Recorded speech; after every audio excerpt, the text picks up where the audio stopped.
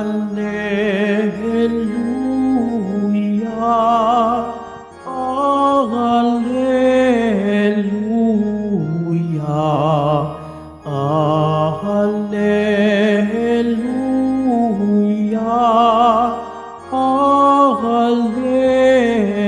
Alleluia.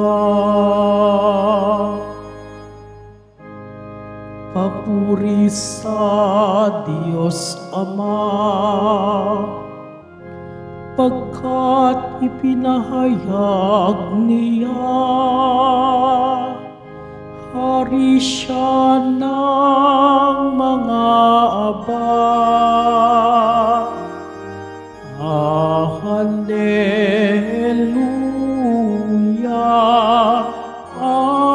Alleluia,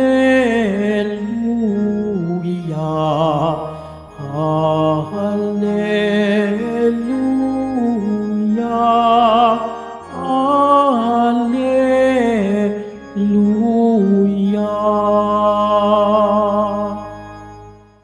Sumainyo ang Panginoon. At sumaiyo rin. Ang mabuting balita ng Panginoon ayon kay San Marcos. Papuri sa iyo, Panginoon.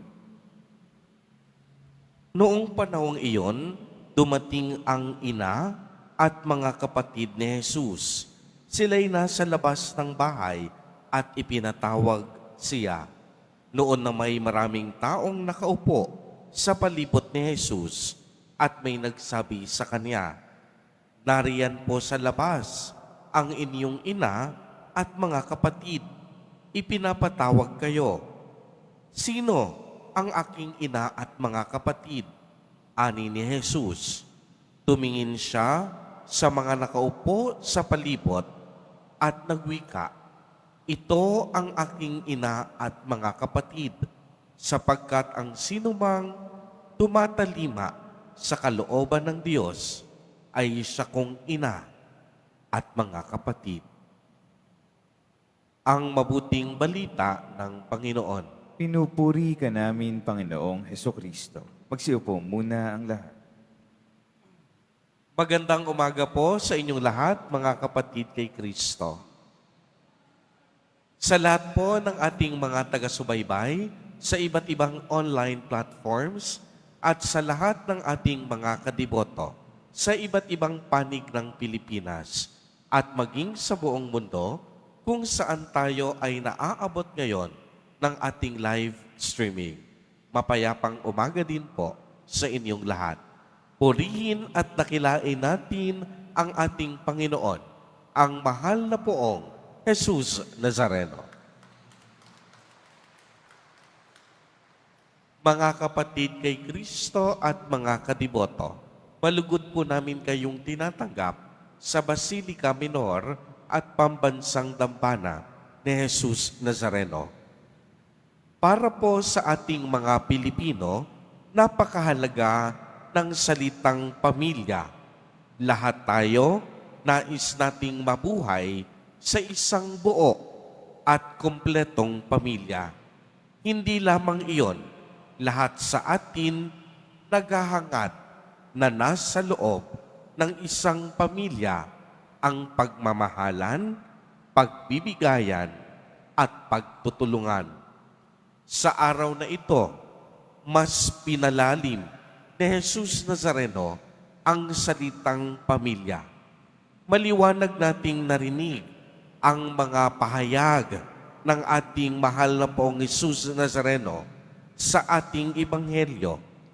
Ang mga nakikinig ng salita ng Diyos at tumutupad o tumatalima sa kalooban ng Ama ay siya kong ina at mga kapatid. Alam po ninyo, sa pamamagitan ng ating binyag, tayo ay naging anak ng Diyos. At kung tayo ay mga anak ng Diyos, nangangahulugang si Kristo ay ating kapatid, sapagkat siya ang anak ng Diyos Ama. Hindi lamang iyon, noong tayo'y bininyagan, tayo ay nakibahagi din sa kaniyang pagiging hari, pari at propeta. Kaya nga tinatawag tayong mga Kristiyano galing sa salitang Kristo, mga alagad ni Kristo. Si Kristo, ang mahal na pong Jesus Nazareno, ay ang ating kuya, kapatid, hari at tagapagligtas. Subalit hindi po natatapos ang ating pagiging Kristiyano at kapatid ni Jesus sa salita lamang. Nararapat tayong maging tunay na Kristiyano sa kilos at gawa, sa paraan ng ating pamumuhay at kung paano natin isinasabuhay ang bawat kalooban ng Diyos. Nakalulungkot pong isipin na marami sa atin pinagmamalaki ang kanilang pagiging Katoliko at Kristiyano. Subalit, taliwas naman ang kanilang mga kinikilos.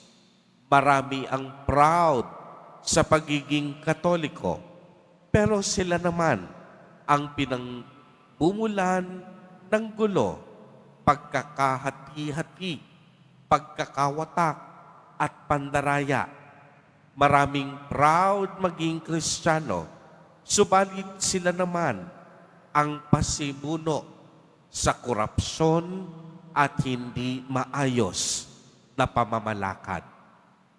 Mga kapatid kay Kristo, ang tunay na pagiging Kristiyano hindi nakasalalay sa salita, kung hindi ito ay matatagpuan sa ating pagkilos at paggawa, lalong-lalo na sa ating pakikinig sa salita ng Diyos at pagsasabuhay nito. Kaya nga hindi lang tayo basta nakikinig, natututo tayong isinasabuhay ang mga ito sa araw-araw ng ating buhay. At ang pagsasabuhay ay nangangahulugang nakikita sa ating mga kilos at gawa ang tunay na diwa ng Ebanghelyo. Mahalaga na nakaugat tayo sa pag-asa ni Jesus Nazareno, sa pananampalatayang hindi agad-agad natitinag at pagmamahal na marunong tayong mag-alay ng ating buhay para sa Diyos at sa kapwa. Amen. Purihin at dakilain natin ang ating Panginoon, ang mahal na poong Jesus Nazareno.